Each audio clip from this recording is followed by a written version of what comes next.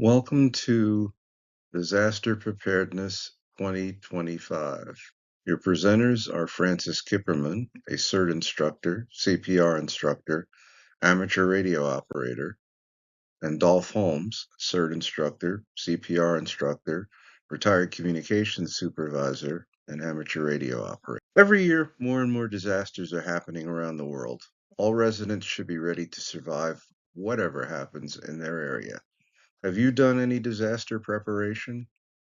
Floods seem to be the biggest issue in Brazil, so we're going to tend to focus on that in our presentation. In May of 2024, in southern Brazil, a devastating flood happened because of record-breaking rainfall. This resulted in a disaster that claimed 183 lives, left 27 people missing, and displaced over 600,000 individuals from their homes.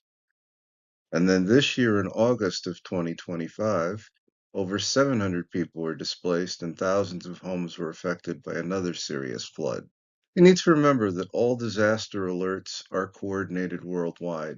Agencies do watch, they post it, and they share information so that people are aware of what's happening currently. So what are alerts and their levels? Did you know that what an orange alert means in Brazil? An orange alert is a weather warning for significant impact. In the United States, what's the difference between a watch and a warning?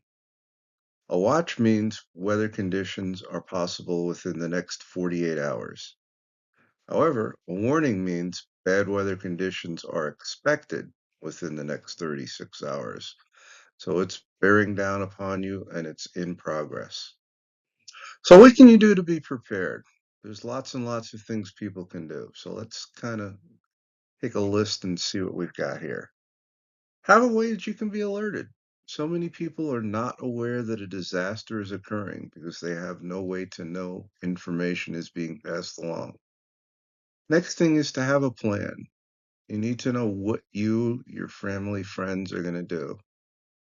I like making lists personally. So I have a list of what stuff I want to take with me if I have to bug out in a fast move, or things that I need to survive post-disaster if I'm staying where I am. Always include your family and your neighbors. If you've got people that have special needs or um, dietary restrictions, etc., make sure that you include them in your planning. Also want to include pets. So many people have stayed and not gone to a shelter because they have a pet that they're not going to leave behind. Also, the elderly. Sometimes they live alone, have no transportation. And then, of course, we have people with special, in quotes, functional needs, folks with mobility issues, hearing issues, etc., visual issues. So you want to include them in all of your planning. If you have an insurance policy, check it. If you don't have one and can afford to get one and one can be written, highly suggested that you take a look at that. Also have plans for where you work or where you have other activities that you do on a regular basis. Emergencies can and do happen at any time, and they usually are not going to tell you when they're going to happen, unfortunately. So what else do we need to put in that plan? Let's start with what you're going to need to live for 7 to 14 days. I always like to look at the most important thing first, and that's water. You need 1 gallon per person per day. So if you've got 4 people and you want to plan for a week, add it up. Can you store that? Some people cannot.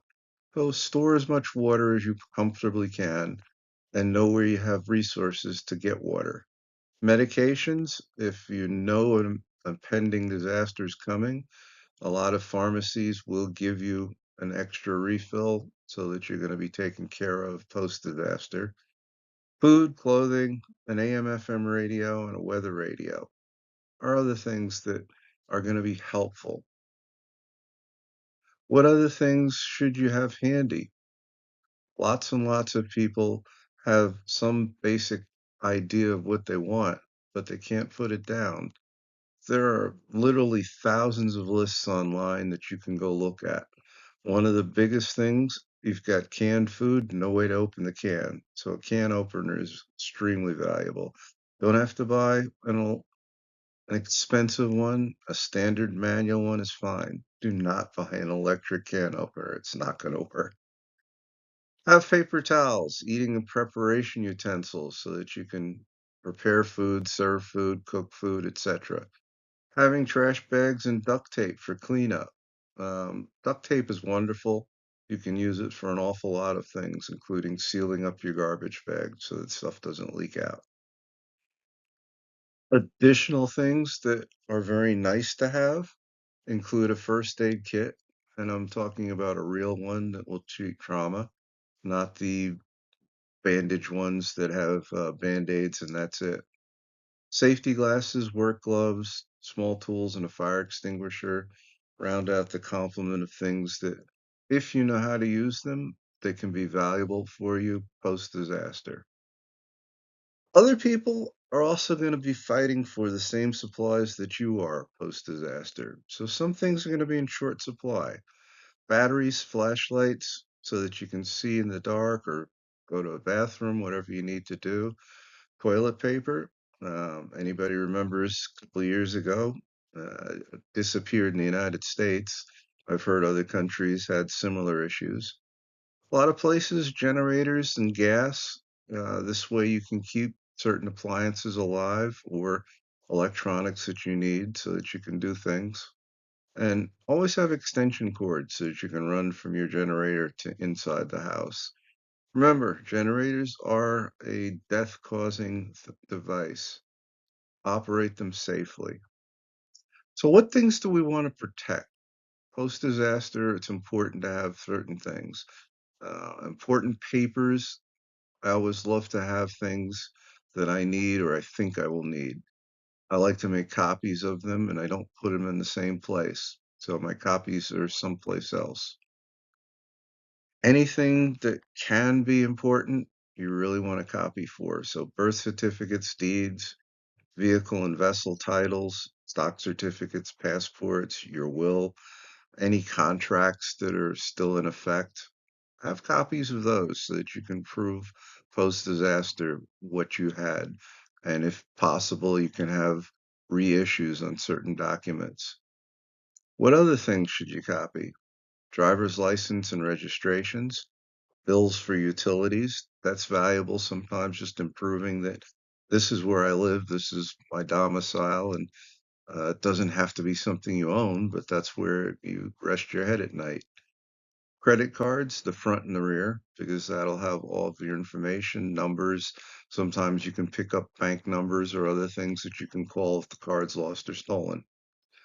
I always advise people to take pictures of everything, all your important items and other stuff.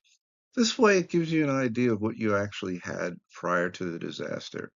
Anytime we have a hurricane threat, I always run around, take pictures of vehicle, etc. And this way I've got them. So post-disaster, if it's all gone, at least I can say this is what I had 4 days ago.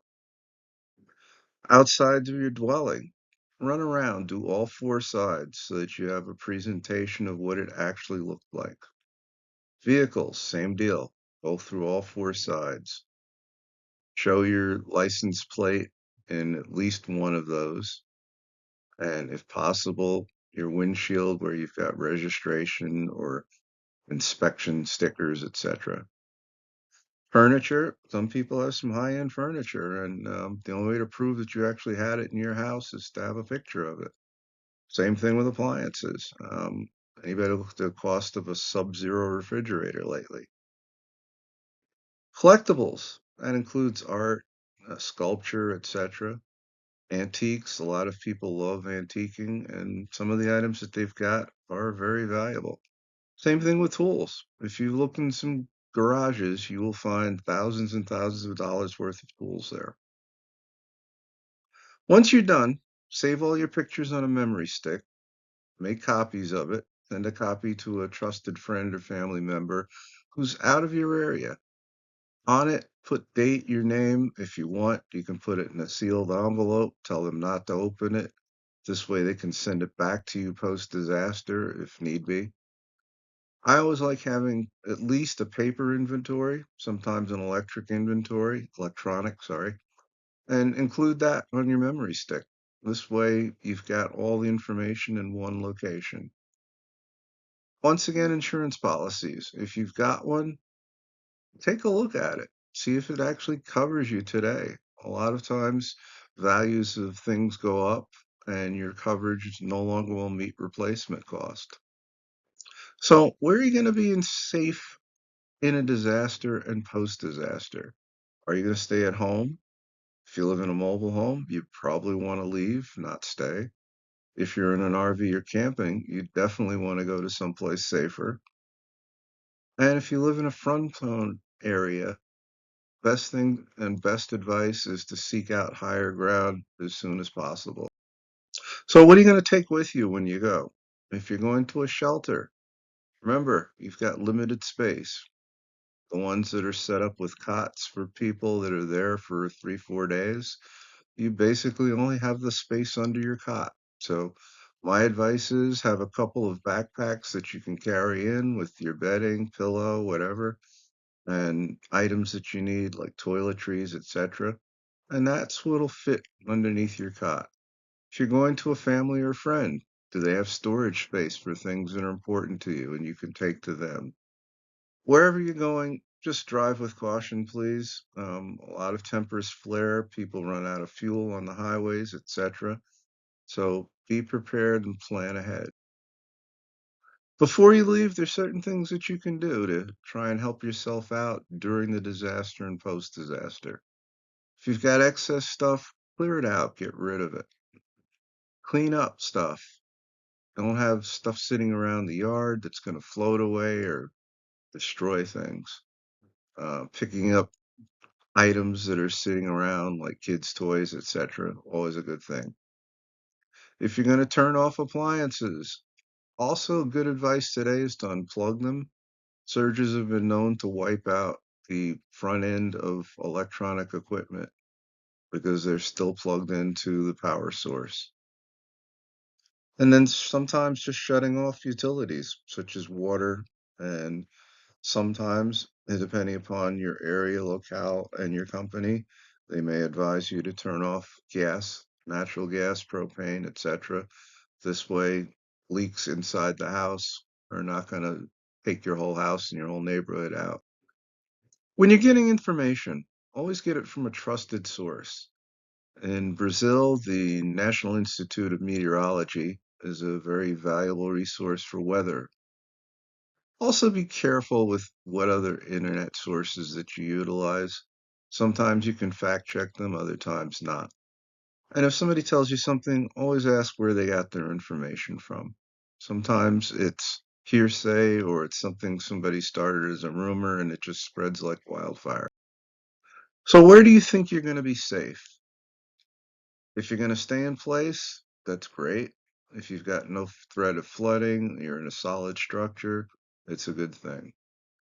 If you above are issues, then seeking out a shelter or going to family, friends elsewhere is always a good option.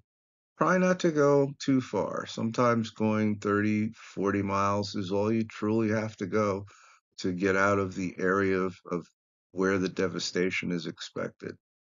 If it's widespread and it's expected to be widespread, yes, I would advise going further. So, what items are going to help you post disaster? Having a battery operated radio so that you can get official information, always a great idea. Having cleanup kits so that you can get rid of water, mud, etc. A generator so you've got some power. Having a phone and a way to charge it. Having a solar system to charge those solar generators and to recharge phones is a great option today. After the disaster, it's always important to get in touch with friends and family that are outside of the area where you are. You want to document any damage by taking pictures. So your cell phone may not work as a phone, but it probably will still continue to work as a camera. So that's why it's important to be able to recharge it so that you can take photos. If you've got older photos, such as you took them prior to an event, Now you've got something to compare against so that you can show your insurance company and others as you're trying to manage your way through post-disaster. Know where you're going to get water, food, and ice. So if you've got enough to keep you for a week or so, and things are still going to be bad for a while, you need to find some place to replenish. What gas stations are going to be operational? Some have generators so that they can provide fuel to people. Others have nothing. When the lights are out, that's it. They close up and go home. Also, have cash available to you. ATMs aren't going to be working.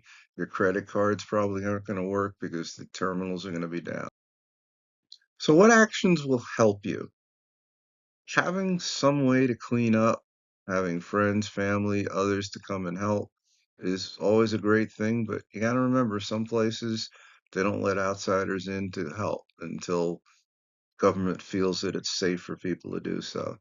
That can be days in some cases, but you need to remove mud, water, and wet drywall probably within 24 hours of being given an all clear to come out and start working to get on the road to recovery. Also, you want to check and see if volunteer organizations are operating in your area. In the United States, we've got over 72 volunteer organizations that are active in disaster response. And they do everything from feeding people to coming in and cleaning out, mucking out, as we call it, also giving assistance to people. So, no matter what happens, you got to remember safety is your first thing. You may be cut off from stores for days, weeks, who knows how long. Things are going to be in short supply because the supply chain is going to be cut. Roads will be closed, bridges may be washed out, etc. So you're not going to be able to get supplies into an area where normally you could. And please don't hoard. Just get what you need, plan ahead. If you've got 7 to 10, and then after your 5 day mark hits and you know something's not really happening, go seek out your replacement stuff. Get what you need to replenish what you've already used. Also, knowing where your local fire department is can be a very helpful thing. Know where they're going to be distributing items. Sometimes that could be at the fire department, a local park, something else. How is local information going to get passed along? Sometimes places will use kiosks, post notices. Others could be in a housing development where they'll post it on the front door of the clubhouse, etc.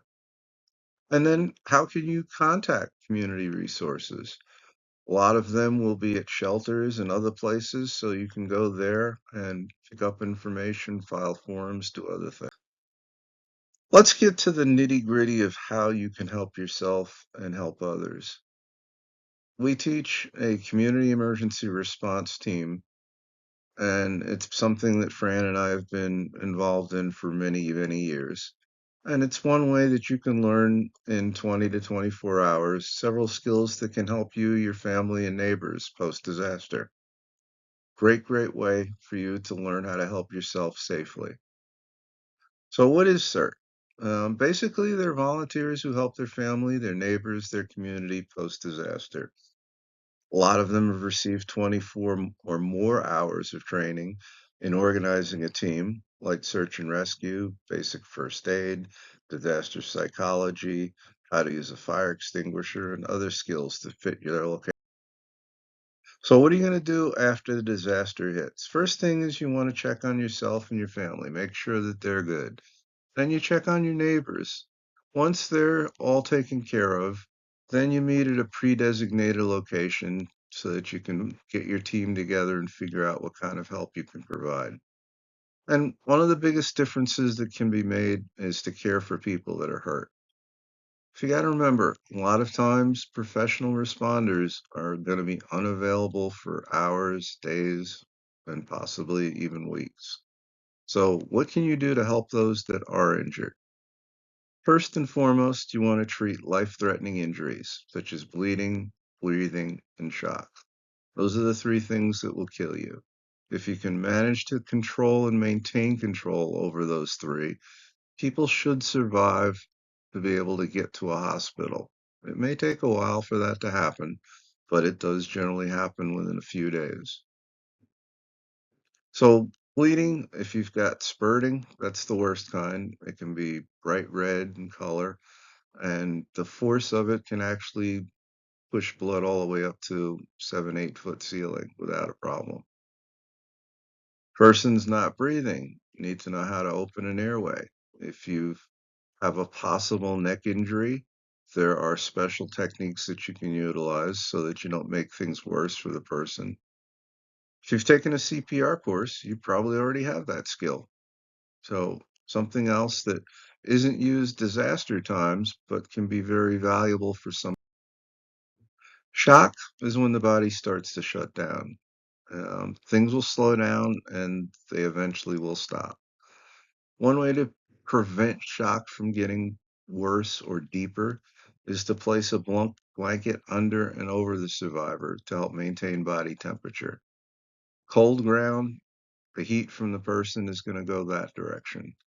You also don't want sunshine and heat and wind, so having a stop for that can be very, very helpful to people that have survived and are injured. Getting people out of the heat or the cold is also a good thing. All these are things that can be done by basic training that's lastly, helping survivors cope with emotional issues. When people have lost loved ones or lost their possessions, they're going to be feeling alone. Just sitting and talking with them, holding hands, whatever they need, sometimes can be a good thing for that survivor that's having a hard time with it. All the things we've discussed can make a disaster even worse, unfortunately. But knowing how to help people can get them back on the right track.